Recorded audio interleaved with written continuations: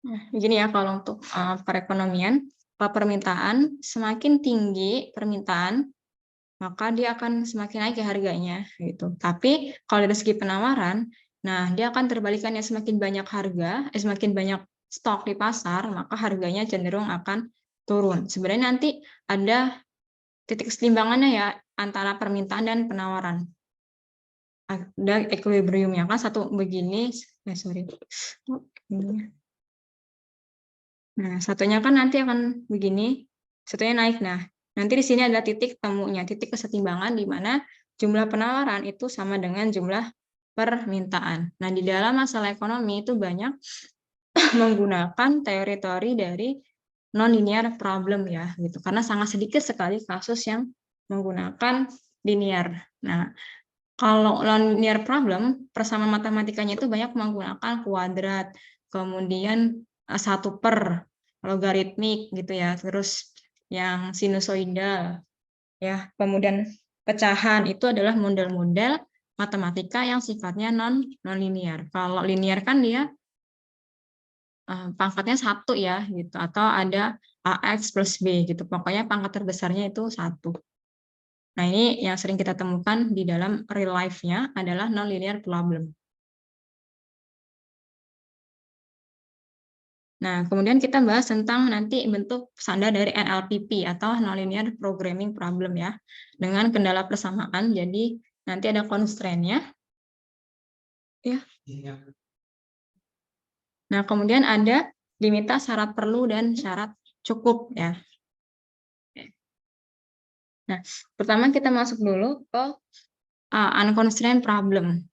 Ini yang tanpa kendala ya. Jadi mau bagaimanapun fungsinya, solusinya itu X boleh semua bilangan real, karena tidak ada syaratnya kan, begitu. Nah, kemudian yang pertama, kalau kasusnya first order necessary condition, ini yang menggunakan turunan pertama saja ya, gitu. Atau disebutnya FONC.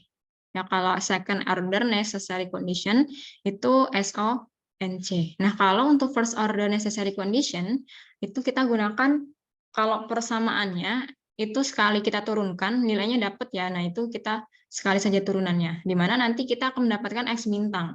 Karena kalau kita punya persamaan Fx sama dengan apa gitu ya. Nah, nanti kan grad dari F itu kan turunan dari semua variabel ya. Kalau misalkan ada 3 variabel ya nanti kita turunkan 3-3-nya. Kalau 2 variabel ya turunkan 2-2-nya. Kalau 2 nanti membentuk matriks 2 kali 2, begitu ya. Nanti kan yang kolom 1 baris 1 itu turunkan terhadap X1, kemudian diturunkan X1 lagi. Kalau posisinya di 1,2 baris 1 kolom 2 berarti turunkan terhadap X2 dulu baru ke X1 dan seterusnya ya. Oke, kemudian dari first order necessary condition kita memiliki X bintang, di mana X bintang itu disebut sebagai titik minimum lokal dari fungsi X ya.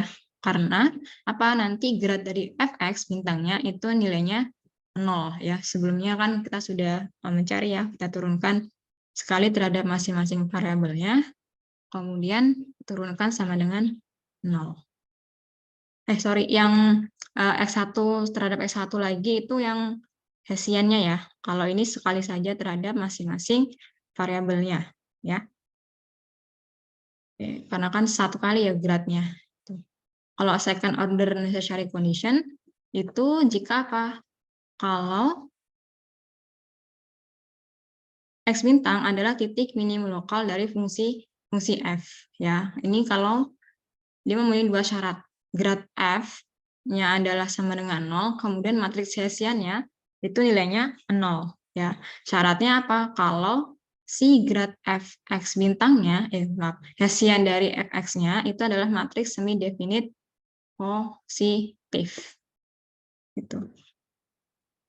Ini sebuah contoh selanjutannya. Bentuk umum masalah optimasi tak linear atau non-linear ya dengan kendala. Misalkan kita ingin meminimumkan fungsi fx ya, ini terserah mau fungsinya apa. Kemudian dia punya kendala h1x sama dengan 0 ya. Jadi nanti kalau misalkan ada angkanya ini konstantanya kita pindahkan ke kiri ya, biar nanti nilainya sama dengan 0. Nah, kalau misalkan ada dua kendala, berarti H2X-nya sama dengan 0. Ya, dimana nanti H1-nya punya syarat G1X-nya kurang dari sama dengan 0. G2X-nya kurang dari sama dengan 0. Ya. Dan seterusnya, sampai HM X sebanyak berapa fungsi kendalanya. Nah, di sini X-nya boleh semua bilangan real ya. Oke. Nah, ini ada contoh. Minimumkan fungsi fx dengan kendala hx ya sama dengan 0. Nah, caranya bagaimana? Nah, karena tadi ini dia diminta x sama bilangan real, ya maka himpunan visibelnya atau himpunan yang layaknya yang boleh masuk ke dalam himpunan penyelesaiannya itu adalah x ya, ditulis semua bilangan real, di mana syaratnya apa? Hx nilainya sama dengan 0. Fungsi hx-nya sama dengan 0. Ini cara membuat bahasa himpunannya ya, gitu. Nah, kemudian sebenarnya beberapa masalah optimasi yang sifatnya tak linear dengan kendala, tadi kendalanya kan hx ya. Nah, dapat diubah menjadi bentuk masalah optimasi tanpa kendala. Jadi kita bentuk dari masalah yang ada constraint-nya menjadi unconstrained gitu. Ya. Oke, nah ini misalkan nih, ini kan tinjau dulu ya, kita mau mengubah masalah optimasi dengan kendala ya. Kemudian kita ubah menjadi apa ya? Fungsi yang kita minimumkan itu tanpa kendala ya. Misalkan ada sebuah fungsi meminimumkan fungsi X1, X2, nah dia kendalanya apa? X1 kuadrat ditambah 4, X2 kuadrat sama dengan 1. Ya di sini. Ini fungsi kendalanya, Hx-nya, ini Z-nya ya, fungsi yang akan menjadi tujuan kita. Nah, permasalahan di atas ekuivalen dengan meminimumkan fungsi ini. Gitu.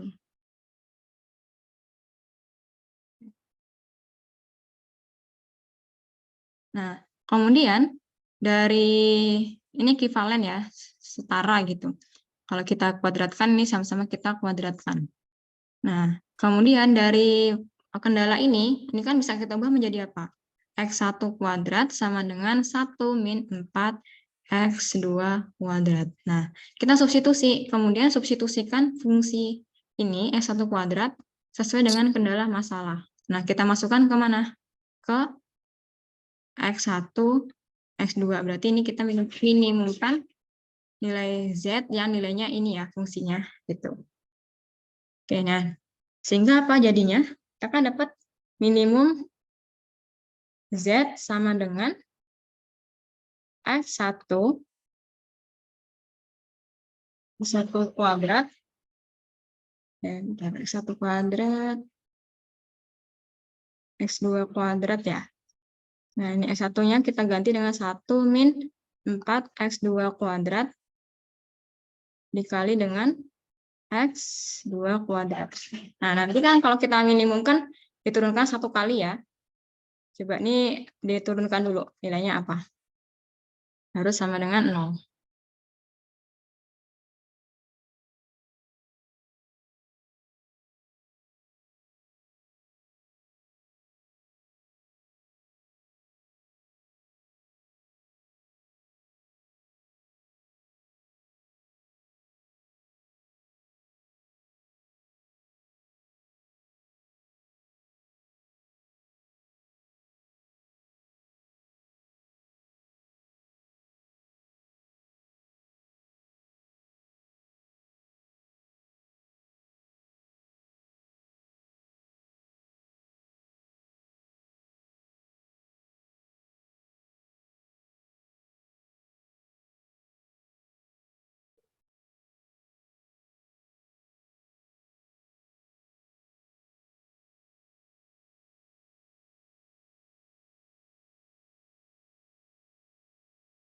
Oke.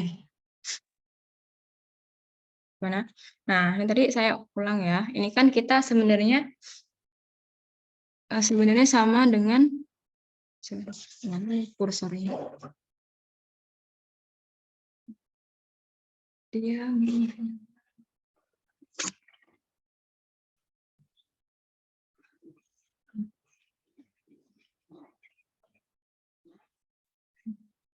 Ini kan tadi fungsi tujuan kita kan sebenarnya X1 dikali X2 ya.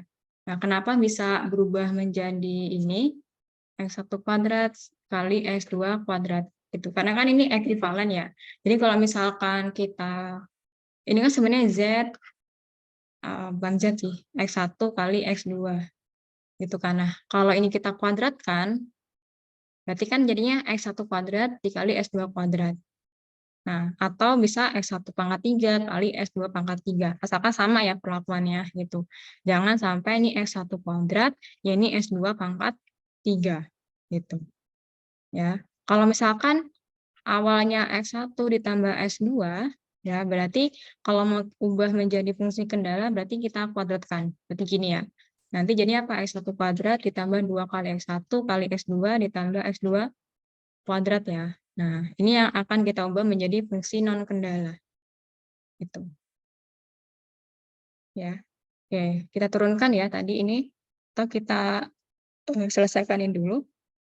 Berarti dapatnya X2 kuadrat min 4X2 pangkat 4 ya.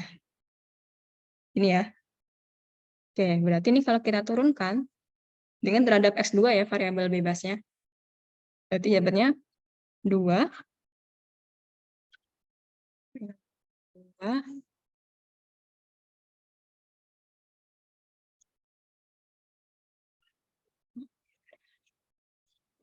kok kursornya nggak banget.